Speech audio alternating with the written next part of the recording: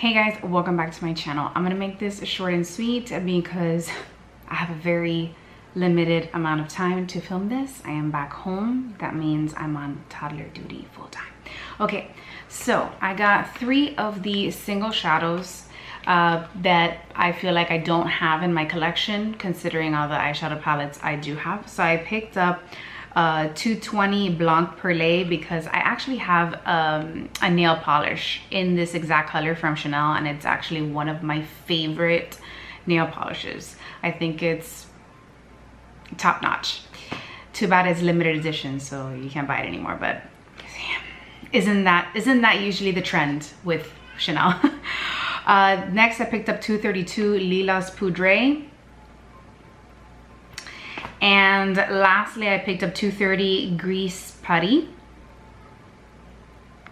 And I'm gonna show you the packaging of how this comes packaged just from one box, for those of you who've never bought Chanel before.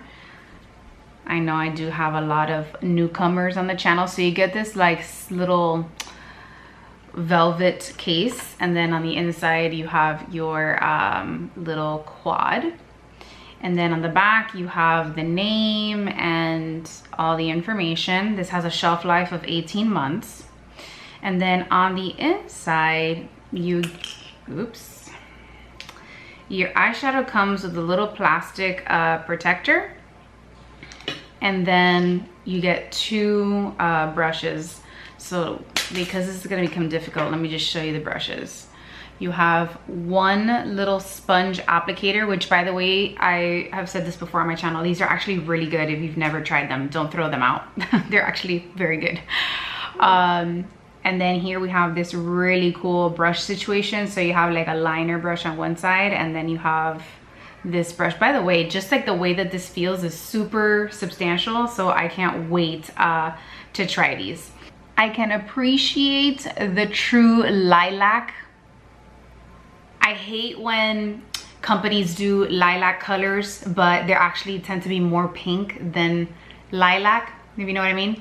So I love that this is just the perfect, like if I think of the actual color lilac, this is it.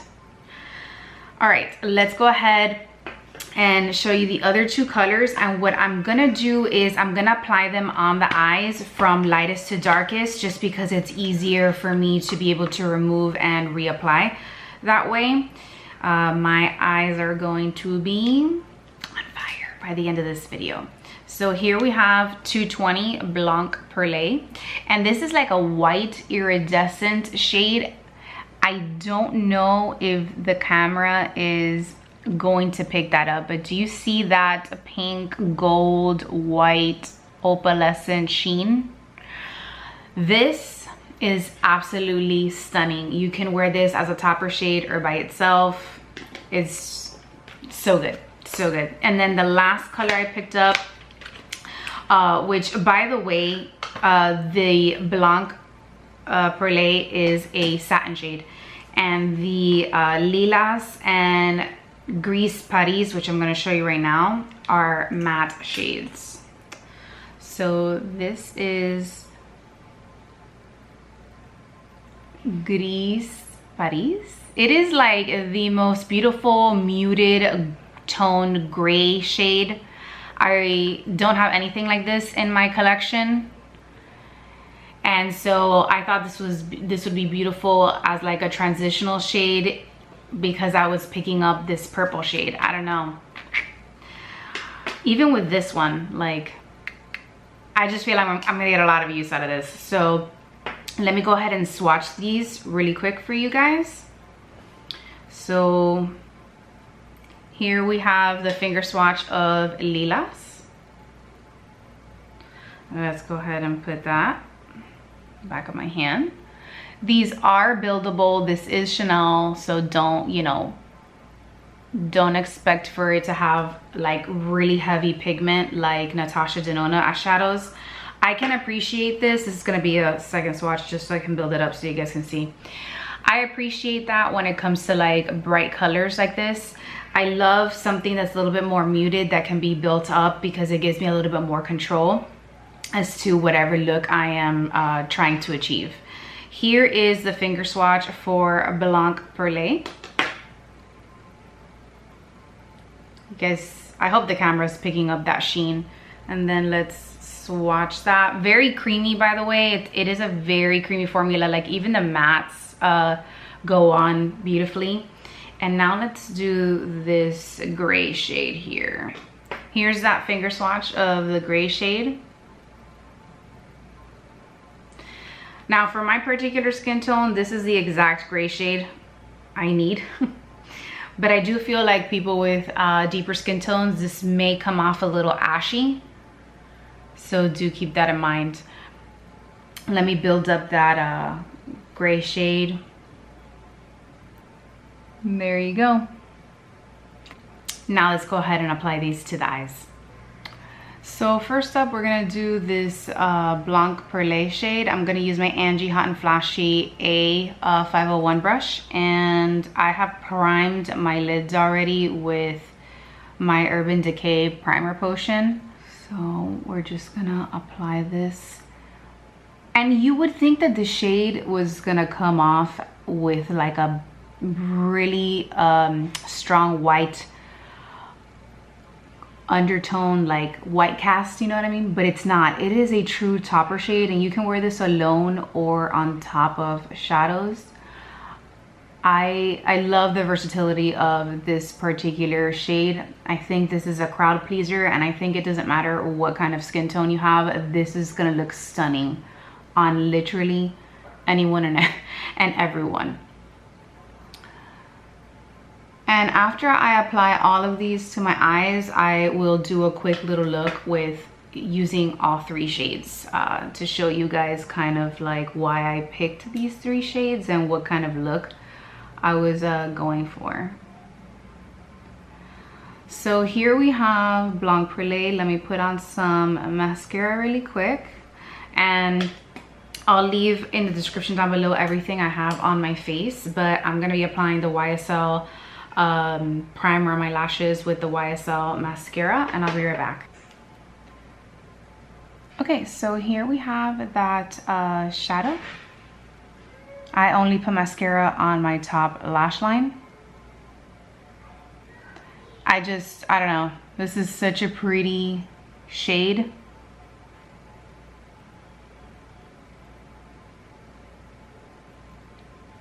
And out of all of the shades that were released, that one was the one I needed to have. Like I could have, if I had to pick one out of the three that I picked up, Blanc Perlé is my absolute favorite. Okay, now let's go ahead and apply Gris on the eyelids. All right, for this gray shade, I'm gonna go in with my Angie Hot and Flashy A503 brush, and I'm just gonna sweep this all over the lid.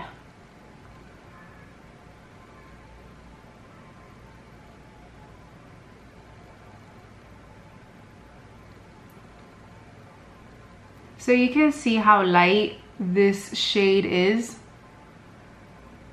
and it is buildable, but you can wear this alone or it's like the perfect transition shade. So if you want a very middle of the road gray, I feel like this is it. But again, on deeper skin tones, I feel like this could come off a little ashy. Let me put on some mascara and I'll be right back. So here we have Gris Paris. This color works well if you just want like a very, very subtle nighttime look. I feel like if you really don't like a smoky look with a black shadow, I feel like this is nice too. You got a lot of options with this particular gray shade. I mean, the formula is very easy to blend. It's very buttery. And now let's move on to the one we've all been waiting for, lilas. All right, just for the sake of this video, I'm gonna use a purple brush to apply my purple shadow. This is a Real Techniques 300 brush. It is called the Deluxe Crease Brush. And let's go ahead and apply that to the lid.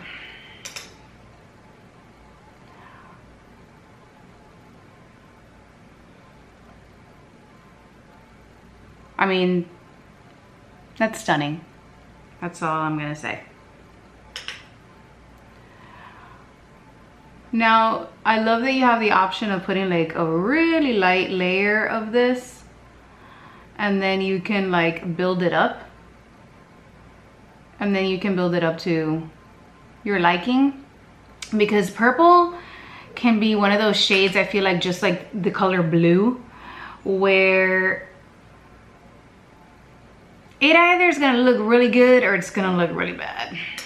Especially if you're trying to do like a one and done shade situation. All right, so as you can see, they are blending out effortlessly. And here we have that purple shade. Okay, here we have Lilas Poudre, which I'm probably butchering that name, but it's just number 232. I don't know French, as we all know. And I just applied mascara again to the top lashes. I love this purple. I really built it up as much as I could and to still make it look wearable as a one and done shade on my skin tone. But honestly, I would have applied like a whole layer less than this.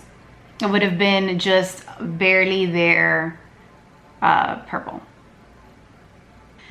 Hey, so I ended up needing to take a break because actually after I swatched all 3 shades on my eyelids, they were on fire. So my skin, I underestimated how much my skin could take because I don't just like wipe off the eyeshadow and put the new one. Like I literally wash off all of my makeup and redo it.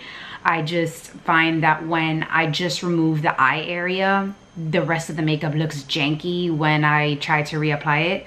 And so I rather just give you guys it just looks more cohesive when I do it this way, because I want you to have a realistic view of what these shadows are gonna look like when you do your own makeup, because they're expensive. You know, I don't want you guys wasting your money for absolutely no reason. So the last and final look is gonna be using all 3 shadows. So I want you guys to see what I was envisioning when I chose these 3 shades. Now, I'm thinking about getting the green one, but I want to swatch it, and I'm waiting for Bloomingdale's to get it because we don't have a Nordstrom near me. So Bloomingdale's, once Bloomingdale's gets it and I can swatch it on my skin, I want to see the tone of green. Green is one of those shades just like blue where it can be a little tricky, and so especially with my skin tone, in the summer, I can be either really light, or when I start to get sun, I start to get 3 or 4 shades darker. So let's go ahead and get started. I'm gonna start off with the little swab thingy because I wanna show you guys how well these work. And I'm gonna go in with the white shade, which is 220. And just wanna show you guys how well these little swabs are, like how well they work. They do such a good job at applying the shadow evenly. So that's one coat, and that's all I'm gonna do. Again, remember that everything that I have on my face will be listed in the description box below. And look how fast and easy that applied one shade. So we went in with the white. Now I want to go in with the gray, and I want to use the little brush this comes with. I'm going to use this end, and I am going to use my gray shade as a transition shade. So just gonna lightly tap it, and then I've never used this brush, but it looks substantial, and so I want to use it in this video to see how these brushes work. I only have one single shadow from Chanel, and it did not come with one of these brushes. I do know that. So before this was reformulated, the one that I got did not have a brush. That applied that gray shade really well.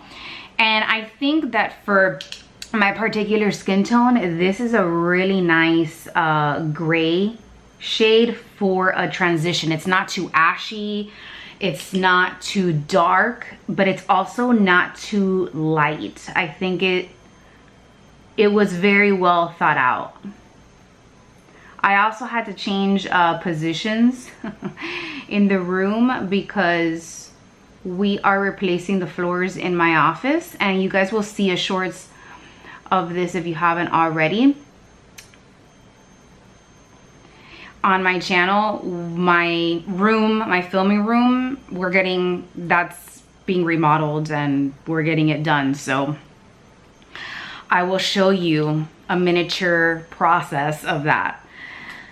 And next I'm gonna go in with my A503 brush. This is the BK Beauty Angie Hot and Flashy. If you guys have not gotten her set, it is on sale, like 20% off on the BK Beauty website. But Amazon also runs like these flash sales, and this set is 20% off.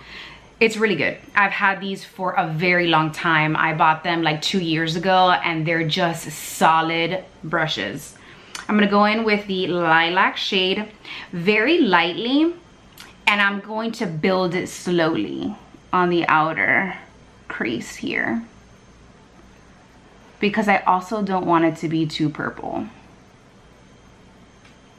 I kind of just want a very light situation. So the reason why I like Angie's brushes is because they're made for like mature skin, and so the bristles are extra soft, but they also blend out your shadows a lot quicker than other brushes that I have.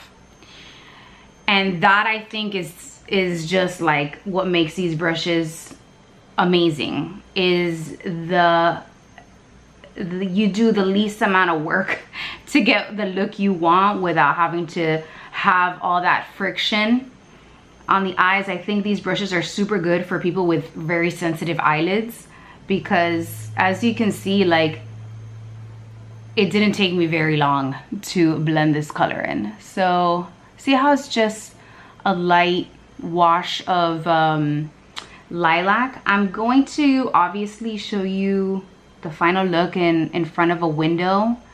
You know, I'm not gonna do that to you guys.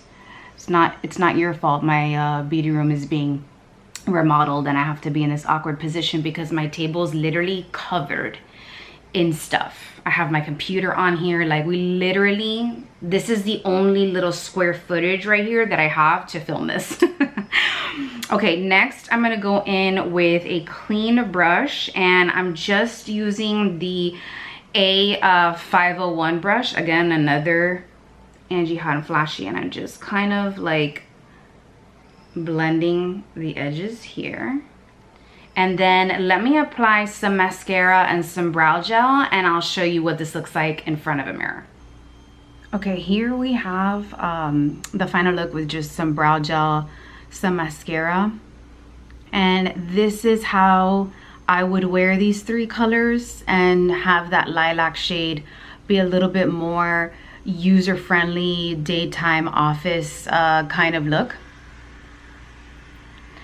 Because, you know, I don't want you guys to be afraid of buying bright colors. You can, that's the beauty about Chanel. Like, most of their shadows are very buildable. And so it gives you that option of, you know, if you want to have a bright lilac look, you can. But if you want to tone it down and have it more wearable for the office and wear it every day and really get the maximum use out of your shadows, you can. By the way, look at that mosquito bite that I got. Let's go ahead and ignore that because it itches like a mother. So, but yeah, let me show you this look in front of another window because I'm forever chasing the light in this house, and so I want to make sure you guys get the best view of this look. These shadows blend really well. I have absolutely no complaints about them in all the time that I've been using them. I think they're creamy, they're really nice. If you are using cream products, oh my gosh, my hand can't stop shaking, I'm sorry. Or you're using like a very emollient like eye primer, like everything else, I would be a little careful because you can get hard pan on the single shadows very quickly if you have any kind of moisture on your finger and you're going in with that, or you have moisture on your brush, or if you are grabbing your brush and dipping it into an emollient maybe foundation or an emollient concealer, I would give it some time to set before going in with the shadows. My gray one got a little bit of a hard pan because I had washed my hands, and when I went to swatch it for you guys, I didn't realize there was still a little moisture on my finger, but that's okay. I used the little tape to kind of like take it off. For those of you who don't know, if you actually get like a little piece of tape and you lightly press it on wherever the hard pan is and remove it, it will literally remove the very thinnest layer of where the hard pan is, and it's like brand new. So I hope you enjoyed this video. Thank you so much for watching. If you have any questions, leave them down below and I will do my best to answer them. Thank you so much for watching, guys, and for your patience, and see you next time. Bye.